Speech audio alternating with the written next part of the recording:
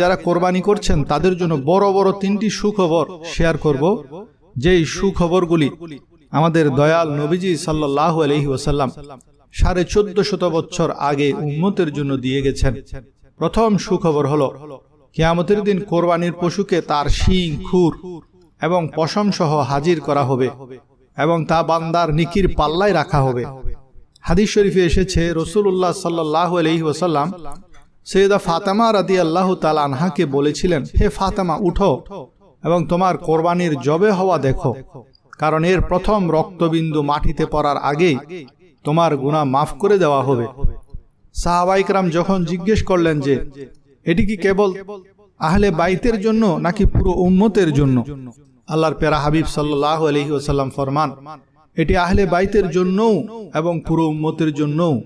কোরবানির পশুর গোশত যদি 40 কেজি হয়, তবে কিয়ামতের দিন আল্লাহ তাআলা একে 70 গুণ বাড়িয়ে বান্দার নেকির পাল্লায় ওজন করাবেন। এর রক্ত, শিং বান্দার মুক্তির পক্ষে সাক্ষী দেবে। দ্বিতীয় সুখবর হলো, তাবরানী শরীফের মুআজামুল কবীরে বর্ণিত হাদিসে এসেছে, কিয়ামতের দিন বান্দার কোরবানির পশু জাহান্নামের দরজায় প্রাচীর বা ঢাল হিসেবে দাঁড়িয়ে যাবে। কোনো মুমিন বান্দা যদি নিজের কোনো গুনাহের কারণে জাহান্নামে যাওয়ার ফয়সালা প্রাপ্ত হয়, তবে ফেরেশতারা যখন তাকে নিয়ে যাবে তখন তার কোরবানি করা পশু সামনে এসে দাঁড়িয়ে যাবে এবং বলবে, আমি একে জাহান্নামে যেতে দেব না, কারণ সে দুনিয়ায় আমাকে আল্লাহর নামে উৎসর্গ করেছিল। আল্লাহ তাআলা তখন ফেরেশতাদের বলবেন, আমার এই পশুর সুপারিশ কবুল করো এবং এই বান্দাকে জান্নাতে নিয়ে যাও। ঠিক যেমন দুনিয়াতে কন্যা সন্তানদের লালন পালনের সওয়াব কিয়ামতের দিন পিতামাতার জন্য জাহান্নামের ঢাল হবে, তেমনি কোরবানির পশু বান্দার জন্য ঢাল হিসেবে কাজ করবে। তৃতীয় সুখবর, রাসূলুল্লাহ সাল্লাল্লাহু আলাইহি ওয়াসাল্লাম কি আশ্চর্য উদাহরণ দিয়েছেন। এই হাদিসটি যতবার আমি বলি আমার এত ভালো লাগে। নবী করিম সাল্লাল্লাহু আলাইহি ওয়াসাল্লাম কি বললেন, কোরবানির প্রাণী অর্থাৎ গরুটাকে যখন জবাইয়ের জন্য মাটির উপর শোয়ানো হয়, তখন ওই মাটির থেকে পশুর গলার দূরত্ব কতটুকু থাকে? যেখানে ছুরি চালানো হবে সেই গলা থেকে মাটির ব্যবধান কতটুকু?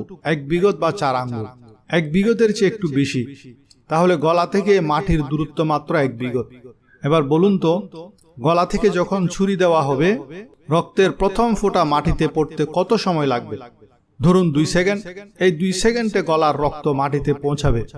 অথচ রাসূলুল্লাহ সাল্লাল্লাহু আলাইহি ওয়াসাল্লাম বলেন, আমার উম্মতের কোরবানির পশুর গলার রক্তের প্রথম ফোঁটা জমিনে পড়বার আগেই আল্লাহ তাআলা 7 আসমানের উপর আরশে আজিমে তা কবুল করে নেন। সুবহানাল্লাহ, সুবহানাল্লাহ। জমিনে পড়তে লাগবে 2 সেকেন্ড আর আরশে পৌঁছাতে লাগবে আধা সেকেন্ড। জমিনে পড়বার আগেই আরশে পৌঁছে যায়, সেখানে কবুল হয়ে যায়। তাহলে এদিক দিয়ে দূরত্ব বেশি হওয়া সত্ত্বেও হিসাব অনুযায়ী তো পড়ে যাওয়ার কথা, কিন্তু আল্লাহ রাসূল সাল্লাল্লাহু আলাইহি ওয়াসাল্লাম বলছেন ওদিক দিয়ে যায় আগে, এদিক দিয়ে পৌঁছায় পরে। এজন্য নবী করিম সাল্লাল্লাহু আলাইহি ওয়াসাল্লাম বলেছেন খুশি মনে কোরবানি দিতে। অতএব কোরবানির মূল বিষয় হলো মনের আনন্দ। এজন্য খুশি মনে ইনশাআল্লাহ কোরবানি করবেন। বলুন ইনশাআল্লাহ।